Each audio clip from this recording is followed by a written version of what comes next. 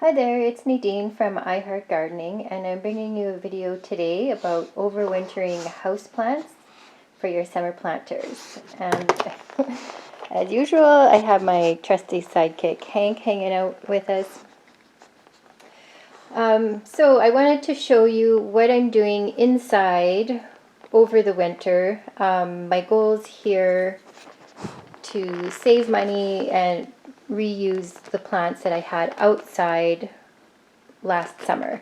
So where I live, we have a very short growing season in the summer from about May till September. So I've brought these plants inside probably about beginning of October, and they'll stay inside till about May. So in this pot here, I have 2 dracena spikes, and I had those in planters I used last summer that I did up for some curb appeal when I was trying to sell my rental house. I did a little video on that if you want to check it out. And so I've just put the 2 dracena spikes in one pot, and when the growing season was over, the petunias and other annuals were composted. And this is a planter here I had beside my front door last year. I had 2 of them, and I have a palm in the middle and ivy around the outside. And last summer I had begonia plants in there for color.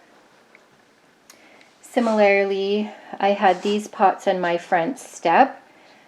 That's a coffee plant in the center with ivy plants around the outside. So with the thriller, spiller, filler theory of planting up planters, the coffee is the tall one in the middle, it's the thriller, the ivy's the spiller, and in the summer I'll add some annuals for the color filler. And last year I had double flowering impatiens, which did really well for me, so I think I'll likely do those again. And I'm trying to overwinter a pepper plant. It's my first time doing this. Kind of looks a bit like a Charlie Brown Christmas tree. It's lost some leaves. It actually dropped a lot of leaves when I brought it inside, but it has new growth on it, and I'm optimistic this one will do well, and maybe I get a head start on growing peppers when I get it outside. Peppers do need a lot of heat, and because they're a short growing season, it takes a long time for peppers to get going, so hopefully this will help get a jump on peppers. This one here, don't laugh at me, is a citronella plant, and I actually didn't grow this one myself, but my neighbor gave to me to overwinter, and I'm kind of failing. I'm thinking he won't mind. Maybe he wasn't too attached to this plant, but when I saw it wasn't doing well, I took some cuttings, and so far the cuttings are doing well. They haven't rooted yet, but I think that's one way to get plants through to next year. And then over here I have another planter very similar with the coffee plant in the center and the ivy all around. And the coffee plants have done well. They were very slow growing last summer, but they've actually been doing pretty well inside here, and I'm happy with that. Since all of these are outdoor planters, they do have drainage holes in the bottom. You can see I have them sitting on carpet, so they do have trays underneath to capture the water that runs through. The other thing I have here is a grow light.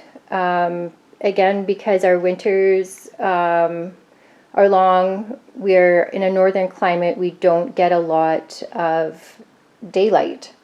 We have very short days, and the light is very low power, so I do supplement with grow lights. And I did that, I think, mainly for the pepper, but these other ones don't seem to mind that either.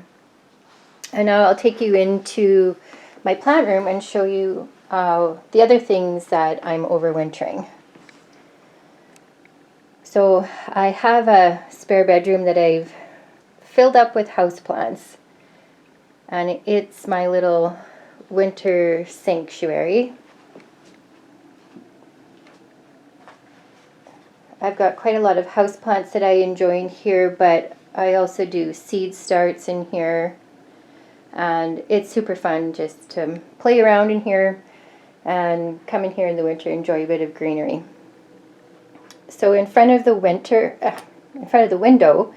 overwintering succulents. So I had 2 of these succulent planters outside on my sun patio last summer. I brought one in as is, and it's doing actually pretty well. Again, it's an outdoor planter with drainage holes, so I've got a tray under there. I had a second planter, but I actually deconstructed it. Well, I actually had a third planter too, so I've deconstructed 2 of them. And just in the interest of space saving, rather than bringing in 2 other big planters, I separated the succulents into little individual pots. Succulents do like sun, so they're in front of the window, and they are doing fairly well here. So I think I should be able to do up a couple of planters next summer. Here's the citronella cuttings that I have. I just have them growing in some water. They look healthy, just no roots yet. And here is another palm plant. It wasn't a big planter. I deconstructed that planter, and I'm just growing this one in a houseplant pot, but I'll plant it out come summer. Here we've got an ivy plant that I started with a cutting and water rooted, and once it developed roots, then I've put it into a pot with soil.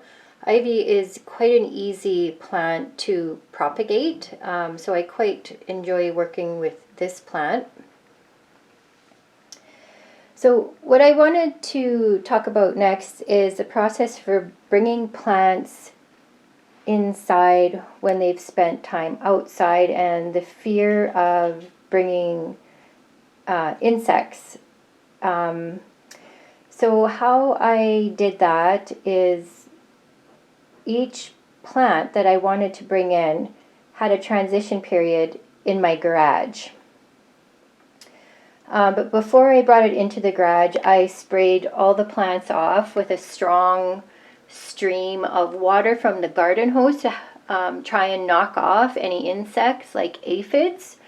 And I kept the plants in the garage for probably 2 weeks, and I gave them a second spray off with the water hose and made sure that there was no insects before I brought these plants inside, because I didn't want to infest any of my other plants that I have.